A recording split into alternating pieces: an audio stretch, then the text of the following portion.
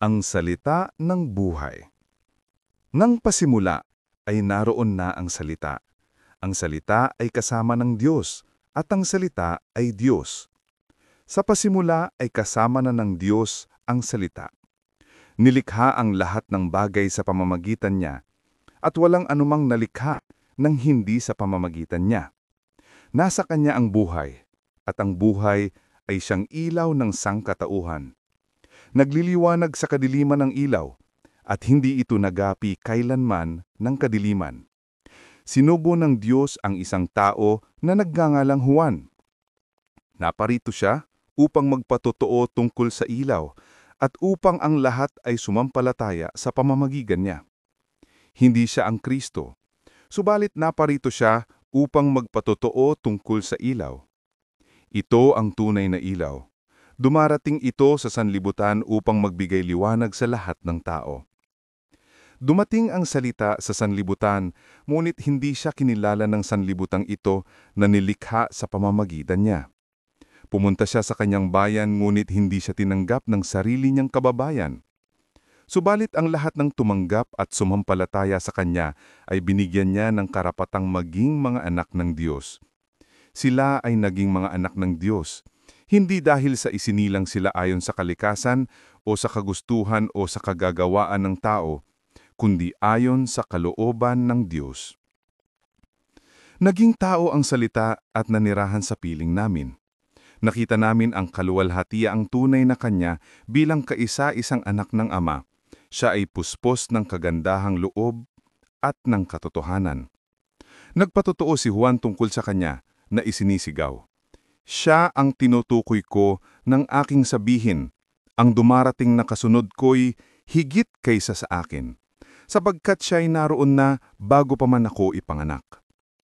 Mula sa kapuspusan ng kanyang kagandahang loob, tumanggap tayong lahat ng abot-abot na kagandahang loob. Ibinigay ang kautusan sa pamamagitan ni Moses, ngunit dumating ang kagandahang loob at katotohanan sa pamamagitan ni Hesukristo. Kailan may wala pang taong nakakakita sa Diyos, ngunit ang natatanging Diyos na pinakamamahal ng Ama ang nagpakilala sa Ama. Ang patotoo ni Juan na tagapagbautismo. Ang mga pinuno ng mga Hudyo sa Jerusalem ay nagsugo ng mga pari at Levita upang itanong kay Juan kung sino nga ba siya. Hindi nagkaila si Juan. Sa halip ay maliwanag niyang sinabi, "Hindi ako ang Kristo." "Sino ka kung gayon?" tanong nila. "Ikaw ba si Elias?" "Hindi ako si Elias," tugon niya. "Ikaw ba ang propeta?" Sumagot siya, "Hindi rin." "Sino ka kung gayon? Sabihin mo kung sino ka upang may masabi kami sa mga nagsugo sa amin. Ano ang masasabi mo tungkol sa iyong sarili?" tanong nilang muli. Sumagot si Juan ayon sa nasusulat sa aklat ni Propeta Isaías, "Ako ang tinig ng isang taong sumisigaw sa ilang. Tuwirin ninyo ang daraanan ng Panginoon." Ang mga nagtanong ay sugo ng mga Pariseo. Muli nilang tinanong si Juan, "Bakit ka nagbabautismo, gayong hindi naman pala ikaw ang Kristo, o si Elias, o ang propeta?" Sumagot si Juan, "Ako'y nagbabautismo sa tubig, ngulit nasa inyong kalagitnaan ng isang hindi ninyo kinakilala. Dumarating siyang kasunod ko, subalit hindi man lamang ako karapat-dapat na magkalag ng tali ng kanyang sandalyas." Ang mga ito'y nangyari sa Betanya, sa hilaga ng Ilog Jordan na pinagbabautismuhan ni Juan. Ang Kordero ng Diyos. Kinabukasan, nakita ni Juan si Jesus na lumalapit sa kanya. Sinabi niya, "Tingnan ninyo, siya ang Kordero ng Diyos na nag-aalis ng kasalanan ng sanlibutan. Siya ang tinutukoy ko ng aking sabihin, ang dumarating na kasunod ko'y higit kaysa sa akin, sapagkat siya'y naroon na bago pa man ako ipanganak.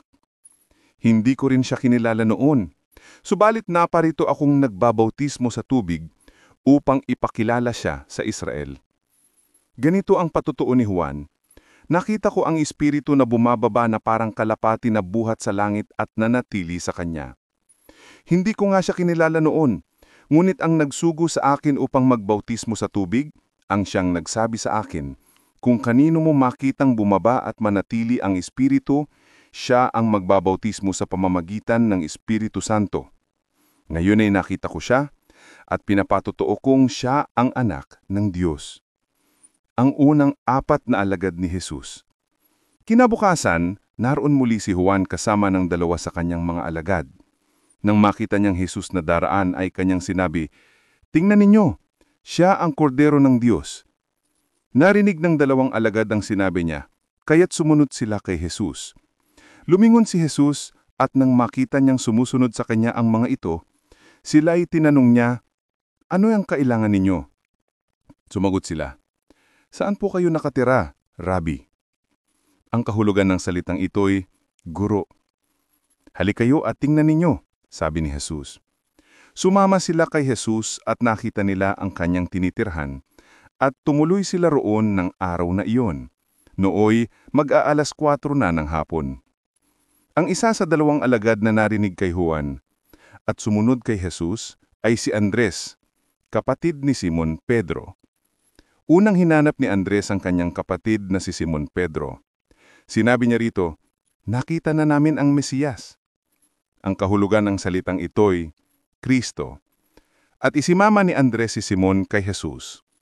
Tiningnan ni Jesus si Simon at sinabi sa kanya, "Ikaw ay Simon na anak ni Juan. Ikaw ay tatawaging Caifas," na ang katumbas ay Pedro. Ang pagkatawag kina Felipe at Natanael. Kinabukasan, minabuti ni Jesus na pumunta sa Galilea. Nakita niya roon si Felipe at sinabi ni Jesus sa kanya, "Sumunod ka sa akin." Si Felipe ay taga Betsaida, tulad din na Andres at Pedro. Nakita ni Felipe si Natanael at sinabi niya dito, "Natagpuan na namin ang tinutukoy ni Moses na isinulat niya sa aklat ng kautusan at gayon din ng mga propeta. Siya ay si Jesus na taga Nazaret, na anak ni Joseph." "May mabuti bang maaring magmula sa Nazaret?" tanong ni Natanael. Sumagot si Felipe, "Halika at tingnan mo." Nang malapit na si Natanael ay sinabi ni Jesus, "Masdan ninyo ang isang tunay na Israelita. Wala siyang anumang pagkukunwari." Tinanong siya ni Natanael, "Paano ninyo ako nakilala?" Sumagot si Jesus, "Bago ka patawagin ni Felipe, nakita kita nang ikaw ay nasa ilalim ng puno ng igos." Sumagot si Natanael, "Rabbi, kayo nga po ang anak ng Diyos. Kayo ang hari ng Israel." Sinabi ni Jesus, "Sumampalataya ka ba dahil sa sinabi ko sa iyong nakita kita sa ilalim ng puno ng igos? Higit pa riyan ang masasaksihan mo." At sinabi niya sa kanya, "Pakatandaan mo, makita ninyong bukas ang langit at ang mga anghel ng Diyos ay manhikmanaog sa kinaroroonan ng anak ng tao."